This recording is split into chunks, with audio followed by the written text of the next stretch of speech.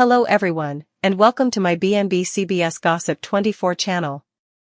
Katie swooned just as the antiseptic smell of the sanitarium corridor sounded to cake the air and press against everyone's lungs, her knees buckling without warning, her vision tunneling into a blur of white lights and echoing steps, and in that split second before the bottom rushed up to meet her, Brooke saw everything she had been trying not to see for days, the reddishness in Katie's skin, the earthquake in her hands. The way she had smiled too bravely that morning as if sheer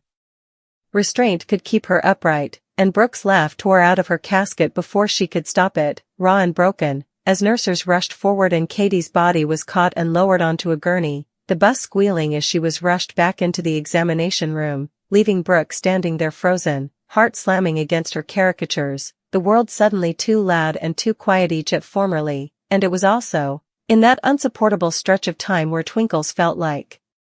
hours, that the croaker eventually appeared, his face grave in that rehearsed, ruinous way that incontinently told Brooke everything she didn't want to know, and as he began to speak, vocally, precisely, each word measured like it might shatter what little stopgap was left, Brooke felt remorse flood tide her so violently it stole her breath, remorse for every argument, every moment she had brushed off Katie's complaints. Every time she had told herself it was presumably nothing, and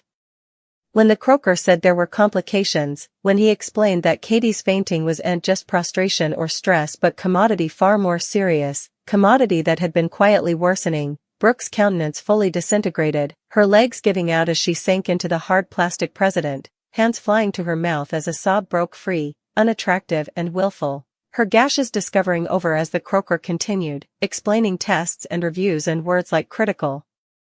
unstable, and we're doing everything we can, words that echoed in Brooke's head like hammer blows, and she could slightly hear anything beyond the roaring in her cognizance as she pictured Katie lying unconscious behind those unrestricted doors, machines telephoning, croaker swimming, and the guilt clawed at her casket until it felt physically painful, until she was heaving, rocking forward, crying so hard her shoulders shook, nurses offering napkins she slightly noticed, and when the croaker eventually broke, looking at her with sympathy, telling her he was sorry, that the coming many hours would be pivotal, Brooke fully burst into gashes, the kind that come from nearly deep and primitive, her voice cracking as she rumored Katie's name over and over like a prayer, promising she'd do anything, soliciting quietly for another chance, and as she was eventually allowed into the room, the sight of Katie blenched and still on the bed, for lines taped to her arm, observers tracking every fragile twinkle, nearly destroyed her, and she stumbled to the bedside, collapsing into the president, clinging Katie's hand and pressing it to her gash-soaked face, blubbing justifications, confessing fears she had no way raised, while the croaker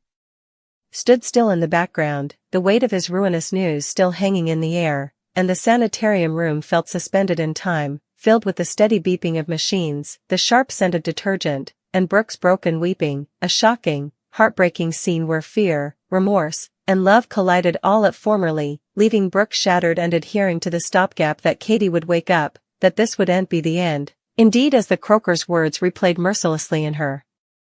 mind, reminding her just how close she was to losing everything.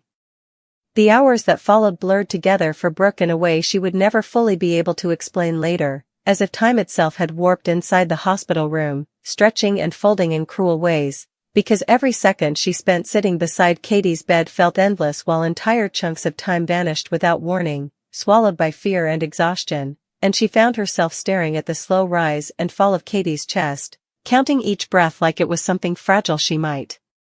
lose if she looked away for even a moment, her fingers wrapped tightly around Katie's hand as if her grip alone could anchor her to this world. And the machines continued their relentless rhythm, beeping softly, indifferently, caring nothing for the storm raging inside Brooke's chest, where regret and terror tangled together until she could barely tell them apart.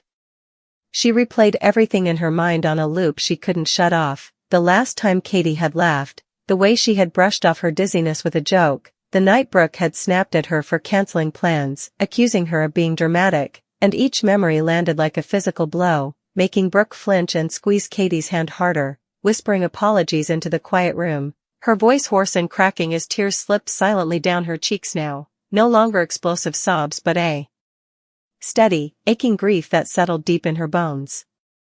When the doctor returned with more updates, Brooke barely noticed him at first, so focused on the faint warmth of Katie's skin beneath her fingers, but his presence pulled her back into reality, and she straightened instinctively, dread pooling in her stomach as he explained that Katie had been stabilized for the moment, though the word moment felt terrifyingly small, that further tests were being run to determine the extent of the damage, and that fainting episode had been a warning sign they could no longer ignore. And as he spoke, Brooke nodded numbly, absorbing the information without fully processing it, because all she could hear beneath his calm, professional tone was the unspoken truth: nothing was guaranteed. After he left again, the silence felt heavier than before, pressing in on her from all sides, and Brooke found herself talking to Katie nonstop, filling the space with memories and promises, telling her about the first day they met, about how stubborn she'd always been, about how much she was loved, her voice trembling as she admitted out loud, for the first time, just how afraid she was, because saying it silently had started to feel like a lie. And as the night deepened, the harsh fluorescent lights dimmed slightly, casting long shadows across the room. Brooke rested her forehead against the edge of the bed, exhaustion dragging at her limbs but sleep impossible, not when every beep of the monitor made her heart jump. At some point, a nurse gently suggested Brooke step out to get some rest, but Brooke shook her head fiercely, refusing to move, her entire being locked into that single spot beside Katie, as if leaving, even briefly, might tempt fate. And the nurse, seeing the desperation in her eyes, simply adjusted the blankets and left her a cup of water, which Brooke barely touched, her throat too tight for swallowing, her body running purely on adrenaline and fear. As dawn began to creep in through the narrow window, washing the room in pale gray light, Brooke noticed a subtle change, a faint tightening of Katie's fingers around hers, so slight she almost convinced herself she had imagined it, but then it happened again, and her breath caught painfully in her chest as she leaned closer, calling Katie's name softly, desperately, her voice shaking, and when Katie's eyelids fluttered, just barely, Brooke felt something inside her crack wide open: hope. Surging so fast it hurt, tears spilling freely again as she laughed and cried at the same time, whispering, "I'm here, I'm right here," like a mantra. Katie's eyes didn't fully open, and she didn't speak, but that small movement was enough to send Brooke scrambling for the nurse, her hands trembling as she explained what she'd seen, and soon the room filled again with quiet urgency, doctors checking vitals, shining lights, murmuring to one another in hushed tones, and Brooke stood pressed against the wall, heart hammering, watching every movement, terrified that this fragile sign of improvement might vanish as quickly as it appeared. And when the doctor finally turned back to her with cautious optimism, saying it was a good sign, that Katie was responding, Brooke nearly collapsed with relief, sinking back into the chair, her entire body shaking.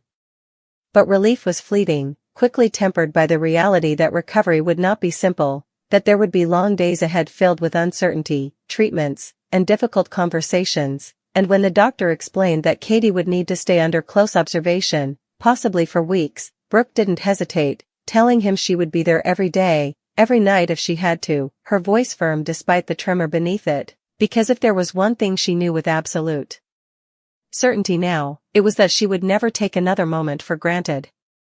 When things finally settled again, Brooke returned to Katie's side, carefully brushing a strand of hair away from her face, studying her features like she was memorizing them all over again, and she felt a strange mix of exhaustion and determination settle over her, a quiet resolve born from fear and love intertwined, and she whispered softly, promising Katie that no matter how hard things got, she wouldn't face it alone, that Brooke would listen this time, really listen. And as the sun climbed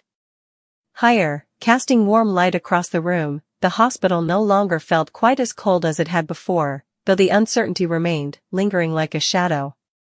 Later that day, family members arrived, their faces pale with worry, voices hushed, and Brooke found herself repeating the story again and again, each retelling reopening the wound, but also reinforcing the reality of what had happened, grounding her in the present, and she watched as they took turns at Katie's bedside, holding her hand, speaking softly, and though it was comforting to see she wasn't alone in loving Katie, Brooke felt an unexpected pang of fear at sharing that space, afraid of stepping away even for a moment, until she reminded herself that love wasn't something that diminished when shared, it multiplied. As the days passed, progress came in tiny, painstaking steps, Katie waking for longer periods, her voice weak but recognizable, her eyes clearer, and every small victory felt monumental to Brooke, who celebrated them silently, squeezing Katie's hand, smiling through tears, and when Katie finally asked, in a barely audible whisper, why Brooke looked like she hadn't slept in days, Brooke laughed softly, brushing it off, though her eyes shone with unshed tears, because how could she explain that?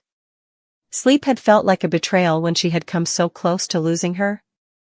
There were setbacks too, moments when alarms sounded, when doctors rushed in, when Brooke's heart leapt into her throat and she was forced back into the hallway, pacing, praying, her nails digging into her palms, but each time, Katie pulled through, fragile but fighting, and Brooke learned to live in that in-between space, balancing hope and fear, learning that strength didn't mean being unafraid, it meant staying anyway. One quiet evening, when the room was dim and calm, Katie turned her head slightly toward Brooke and whispered an apology of her own, saying she hadn't meant to scare her, that she hadn't realized how bad things were either, and Brooke broke down again, pressing her forehead to Katie's, tears dripping onto the sheets as she told her none of that mattered, that all that mattered was that she was here now, alive, breathing, and for the first time since the doctor's devastating news, Brooke allowed herself to believe, really believe, that maybe, just maybe, they would get through this together. And even though the road ahead was still uncertain, filled with appointments, treatments, and long nights haunted by fear, something had shifted irrevocably between them, forged in that shocking hospital scene where Katie had fainted and Brooke had burst into tears, where devastating news had shattered their sense of safety and forced them to confront how fragile everything truly was, and as Brooke sat there, holding Katie's hand as she drifted back to sleep, she understood that this moment, painful and terrifying as it had been, would forever define them, not as the moment everything almost ended, but as the moment they chose, again and again, to fight for every breath, every heartbeat, and every precious second they were given. The weeks that followed unfolded with a strange, relentless rhythm, one that Brooke came to know intimately, the early morning hush of the hospital, the soft shuffle of nurses' shoes, the routine checks that punctuated the day like an unchanging script, yet within that predictability lived an undercurrent of constant tension, because every smile from a doctor, every neutral phrase, carried layers of meaning. Brooke dissected endlessly, searching for reassurance, bracing for disappointment, and she learned quickly that healing was not a straight line but a jagged path full of pauses and detours that demanded patience she never knew she possessed. Katie's strength returned in fragments at first, small and uneven, and Brooke learned to celebrate things she once would have overlooked entirely, the way Katie could sit up for a few extra minutes without dizziness, the first time she managed to eat more than a few spoonfuls of soup, the quiet determination in her eyes when physical therapists encouraged her to stand, even though her legs trembled, and Brooke stood close every time, ready to catch her if she swayed, her heart hammering just as hard as it had the day Katie fainted, because the fear never fully left, it simply learned to coexist with hope. At night, when the hospital settled into uneasy calm, Brooke often found herself wide awake, staring at the ceiling of the uncomfortable visitor's chair or the narrow couch by the window, listening to Katie's breathing, and in those quiet hours, the weight of everything they had survived pressed down on her, memories resurfacing without mercy, and she thought about how close she had come to losing Katie without ever truly understanding what was wrong, how fragile the illusion of normalcy had been, and she vowed silently, again and again, that she would never ignore her instincts, never dismiss Katie's pain, never assume tomorrow was guaranteed. Katie, for her part, carried her own guilt, though she tried to hide it behind weak smiles and light jokes, and one afternoon, when the room was filled with golden sunlight and the hum of life outside the window felt cruelly distant, she finally admitted how afraid she had been before she collapsed, how she had felt something was wrong but didn't want to be a burden, didn't want to scare Brooke or anyone else, and as she spoke, her voice shaking, Brooke felt a familiar sting behind her eyes. Reaching for Katie's hand and holding it tightly, telling her through tears that she could never be a burden, that fear shared was lighter than fear carried alone, and the words felt like a confession as much as a promise. The doctors remained cautious, explaining that while progress was encouraging, the underlying condition would require ongoing management, lifestyle changes, and vigilance, and Brooke listened carefully this time, asking questions, taking notes, determined to understand every detail, because ignorance had nearly cost her everything once already, and when the doctor talked about warning signs, Brooke felt a chill run through her mind flashing back to that hospital corridor, to Katie's body crumpling, and she squeezed Katie's hand as if grounding herself in the present, reminding herself they were still here, still fighting.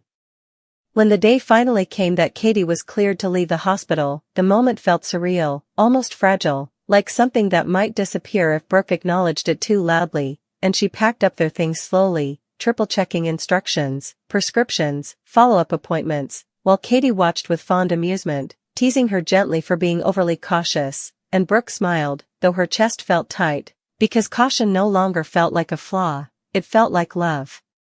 Walking out of the hospital together was both liberating and terrifying, the sunlight too bright, the world too loud, and Brooke stayed close, her hand hovering at Katie's back as if she might need to steady her at any second, and the drive home was quiet, filled with a mix of relief and nervous anticipation, because home, once a place of comfort, now felt unfamiliar, charged with the memory of how quickly everything could unravel. The first few days were an adjustment, marked by strict schedules, medications laid out neatly on the counter, alarms set on Brooke's phone, and Katie's frustration at her own limitations simmered beneath the surface, flaring occasionally when fatigue hit or dizziness lingered, and Brooke learned how to help without smothering, how to offer support without taking away autonomy, a delicate balance that tested them both, and when tensions rose, they talked, really talked, instead of brushing things aside, because silence had proven to be far more dangerous than difficult conversations.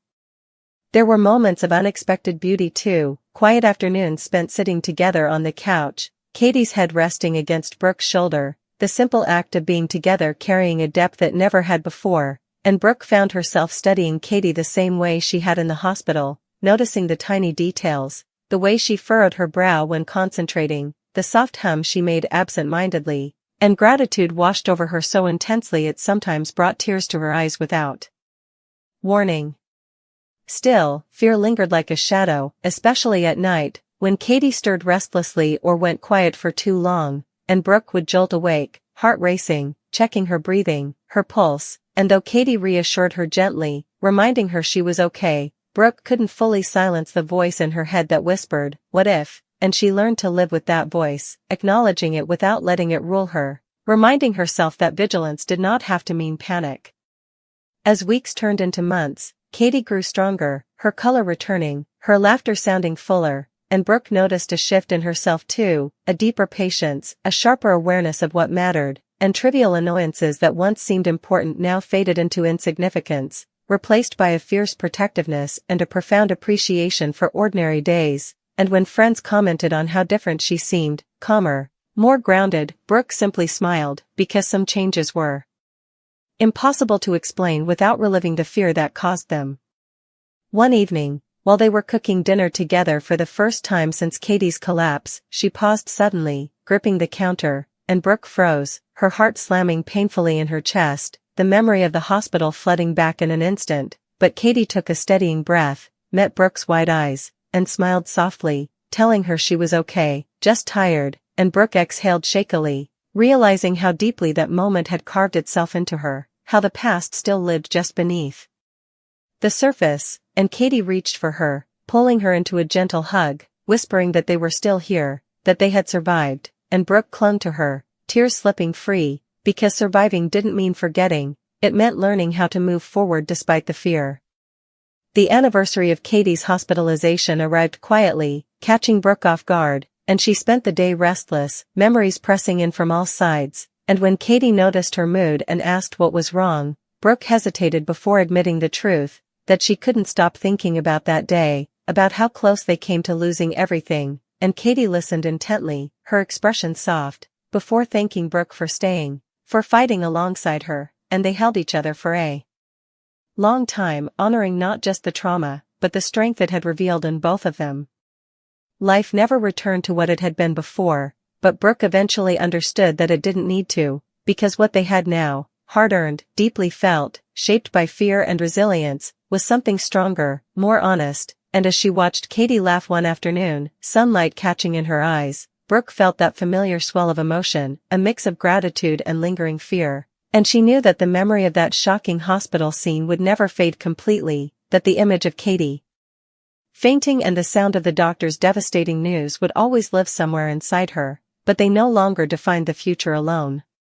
Instead, they became a reminder to pay attention, to love fiercely, to speak up, to stay present, and as Brooke reached for Katie's hand, squeezing it gently, she felt grounded in the now, aware that every ordinary moment was, in its own way, extraordinary, and though uncertainty would always be part of their story,